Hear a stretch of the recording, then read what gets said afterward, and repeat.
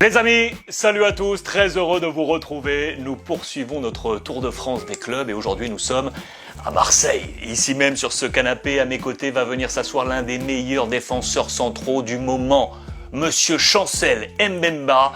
L'entretien Free Ligue 1, nouvel épisode.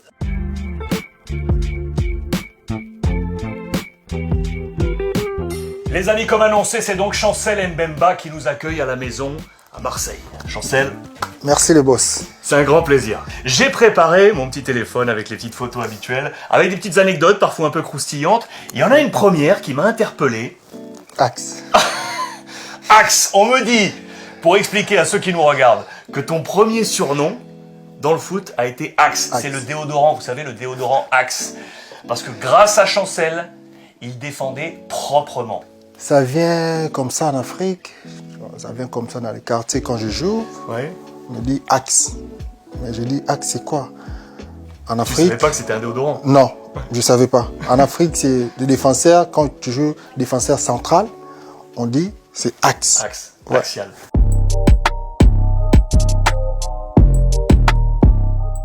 Tu étais comment petit? T'étais un enfant facile ou pas? Facile, mais dans mon coin. Ah, Je reste trop dans mon coin tu es resté un pour garçon regarder, réservé. Hein. réservé. Ouais. Tu étais l'aîné? Ouais. C'était Je suis toi l'aîné? Ouais. C'est toi le patron? Ouais. Ah, et tu avais cette réserve-là. Comment tu étais du coup avec tes frères et sœurs? Dire. C'est vrai? Ouais. En Afrique, déjà, quand tu es déjà grand frère, on l'appelle Yaya. Yaya. Ouais. Ok. Tout le monde te respecte, Yaya. Ton premier point d'accroche dans ta carrière, c'est la Belgique. Je vais te montrer un visage qui a ce rapprochement entre le Congo et la Belgique. C'est Vincent Kompany. Monsieur Vincent, en Afrique, il est comme modèle. J'ai imposé là-bas grâce à grand monsieur là, Vincent Il Kompany. fallait marcher dans ses pas. Ouais. Quand tu regardes la famille Mauve dans le défense, c'est lui. C'est lui le boss. Quand récemment, des supporters et des analystes d'Anderlecht ont dressé le 11 type historique d'Anderlecht, Vincent Kompany en fait partie. À ses côtés, dans l'axe, il y a toi. C'est pas moi je vote, c'est les fans et les gens qui regardent les foot. Je dis merci. C'est une grande famille. C'est tout pour moi. C'est le club qui m'a donné l'opportunité d'arriver ici en Europe. C'est mon deuxième pays.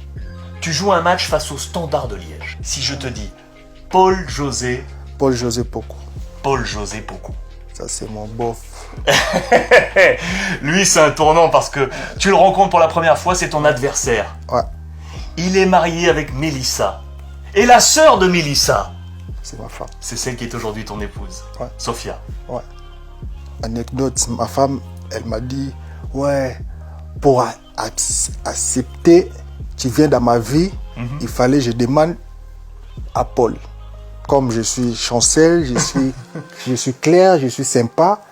Après, Paul l'a dit, non, le gars là, il est blédard, mais c'est un bon gars. 4 enfants, chacun porte les couleurs d'un club. Anderlecht l'aîné, Newcastle le Newcastle, second, Porto le troisième Porto. et Marseille. Ouais. Comment s'appelle celui qui est né à Marseille? Jaden.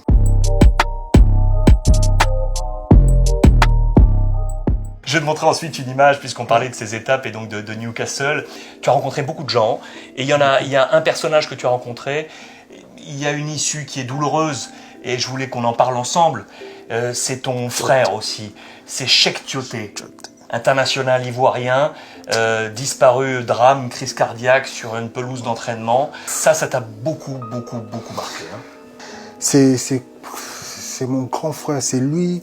Quand j'ai arrivé à Newcastle, c'est lui, il me prend, on rentre à la maison, je vois ses enfants à la maison. J'ai perdu quelqu'un. Il m'a beaucoup aidé. J'ai gardé beaucoup de souvenirs de lui. Il fallait, j'ai fait encore ça sur le terrain. J'ai pris l'opportunité du match du Congo, j'ai marqué. J'ai donné lui la gloire là. Newcastle est une étape pour toi, et puis ensuite tu rejoins Porto. Tu rencontres Sergio Conceição. Comme ça. J'aime beaucoup cette photo, parce que pour moi, elle illustre finalement ce que c'est votre histoire là entre vous. Un coach qui t'a mis en défi, qui t'a dit d'abord tu vas jouer avec la réserve. Ouais. J'ai s'entraîné une fois. Deuxième jour, je suis blessé dans mon genou, en torse. J'ai travaillé comme un fou. Parce que j'ai dit, je reviens. Le coach, il m'a crié à moi. Il dit, c'est bon Chancel, viens, montre ton talent, tu vas jouer. J'ai travaillé comme un fou, les portes s'est ouvertes. Parce que, et grâce à monsieur comme Pep, j'ai beaucoup appris à côté de lui. Lui, il m'appelle maestro. Il t'appelle maestro? Moi, j'ai dit non. Pep qui appelle Chancel Mbemba maestro. Maestro, moi, j'ai dit non, moi, je ne suis pas maestro. Moi, je suis Chancel. Pep, je regarde lui à la télé, mais je joue avec lui. Il joue à Real. En Afrique, moi, je regarde.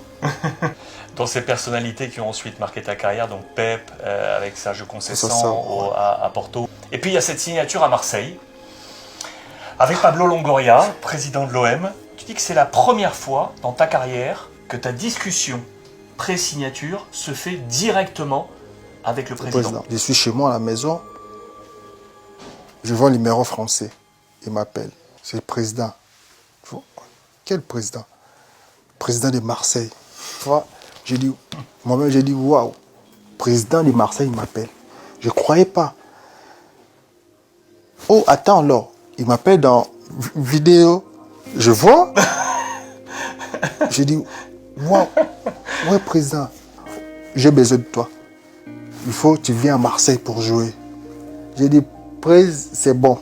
J'ai dit à ma femme, on part à Marseille, bébé.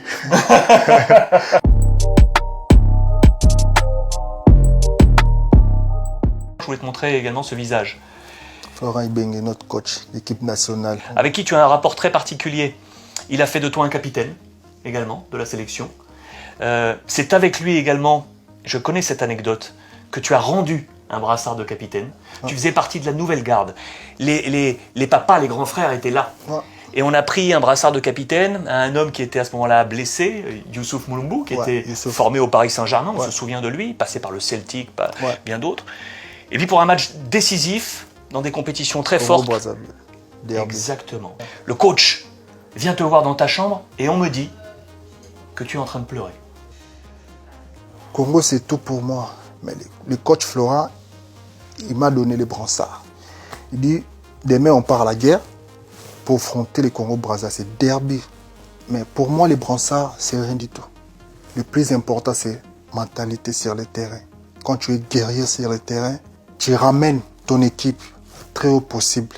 Mais ce n'est pas pour mettre une bandeau ici pour être capitaine, non. Avant les matchs, on fait les prières. On a fini, tout le monde a besoin de sortir. J'ai dit non, attends. J'ai pris mon brassard. J'ai donné à Youssouf Moulumbu. Parce que moi-même, j'ai regardé lui à la télé.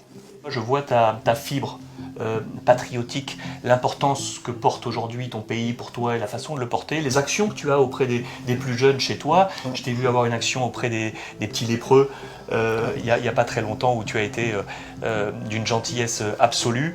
Et le monde a honoré il y a peu un grand bonhomme avec un prix Nobel de la paix. Il a reçu un Congolais, le docteur Denis Mukwege, grand homme, prix Nobel de la paix, notamment pour son travail sur toutes les agressions sexuelles en temps de guerre. Pour gagner cette mérite, il faut être quelqu'un de grand cœur. Parce que quand tu regardes les massacres dans l'Est du pays, c'est pas facile.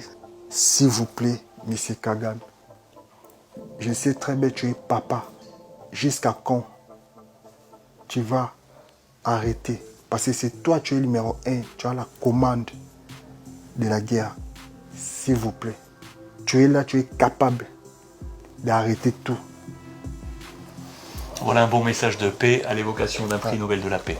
Et du coup, j'en terminerai avec une photo qui vient conclure tout ça et mélanger, je l'espère, avec ce sourire et cette finalement soif de vie, j'utilise bien le terme de vie, en évoquant la naissance de ton dernier petit garçon, donc Jaden, ici à Marseille. C'est une petite série, un petit film que vous avez fait avec ton épouse, où on voit la main de ton épouse sur la tienne, et ensuite elle dévoile sa main, la tienne apparaît, tu dévoiles la tienne, et on voit la main de ton petit garçon apparaître. Quel message tu as à donner à tes enfants, que tu donneras un jour au petit Jaden quand tu seras le vieux Yaya qui sera assis sur son siège?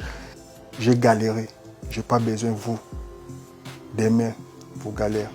Je vais travailler comme un fou pour votre avenir. pour partir à l'école, pour prendre les sagesses, intelligence. Et il faut croire d'abord à notre Seigneur. Merci beaucoup. Je t'aime. Merci Chancel. Merci, chef. Infiniment. Merci. C'est moi, je vous remercie. Parce que c'est une grâce, cette opportunité que tu me donnes. Merci beaucoup.